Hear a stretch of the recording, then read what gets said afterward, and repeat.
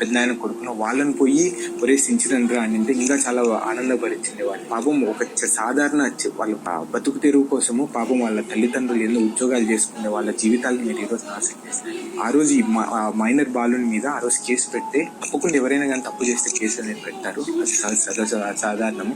దాని వల్లనే ఎన్నో పెద్ద గొడవలు జరిగే అవకాశం కూడా ఉంటుంది. ఆ రోజు సించిన తర్వాత కేసు పెట్టకుండా ఎందుకుంటారు? ఎవరైనా కేసు పెడతారు. అట్లనే దాని తర్వాత మీరు కూడా అట్లా పాపం మైనర్ బాలికలను మైనర్ పిల్లలను అట్లా మీ నీచపు రాజకీయ క్రీడ కోసం వాడుకోవాలి.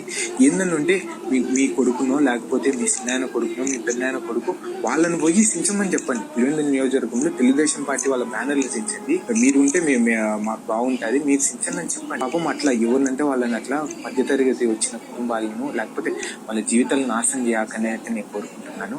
చివరిగా మీ అందరికి ఒకటే చెప్పాలనుకుంటున్నాను, ఈ ఎన్నికలు జెడ్పీటీసీ ఎన్నికల్లో ఒకటే ఒక మ్యాండేట్ తో పులివెందుల ప్రజలు తెలుగుదేశం పార్టీని కూటమి ప్రభుత్వాన్ని అలానే గెలిపిస్తారని కోరుకుంటూ ఆఖరిగా ఒకటి ఏంటంటే, ఈ ఎన్నికలు ఒక రాజకీయ కబంధ హస్తాల నుండి విముక్తి కోసమా లేకపోతే మళ్ళీ మేము రాజారెడ్డి రాజ్యం అట్లనే రక్తం ఏరులై పారాలా వద్దా అనే దాని మీదనే ఈ ఎన్నికలు నడుస్తాయి. సో గెలుపోటములు ప్రజాస్వామ్యంలో సహజము. మేము ఎవరే గాని పులివెందుల్లో ప్రజల్ని గాని ఏ రోజే గాని భయప్రాంతులు చేసి మాకు ఓట్లేండి, మేము ఏ రోజు కిడ్నాపులు చేయడం, వాళ్ళని కూనీలు చేయడం, వాళ్ళని చంపడం ఇట్లాంటిది ఏ రోజే గాని పులివెందుల పార్టీ తెలుగుదేశం పార్టీ ఏ రోజు ప్రోత్సహించలేదు, ఇప్పుడు కూడా ప్రోత్సహించదు. ఏదైనా గానీ వాళ్ళ వ్యక్తిగతంగా వాళ్ళు ఏదో చేసుకున్నారు తప్ప ఏ రోజు గానీ తెలుగుదేశం పార్టీ స్వచ్ఛందంగా వచ్చి మీరు అది చేయండి, వాళ్ళని చంపండి, వీళ్ళని చంపండి అని ఏ రోజు చెప్పే పార్టీ తెలుగుదేశం పార్టీ కాదు.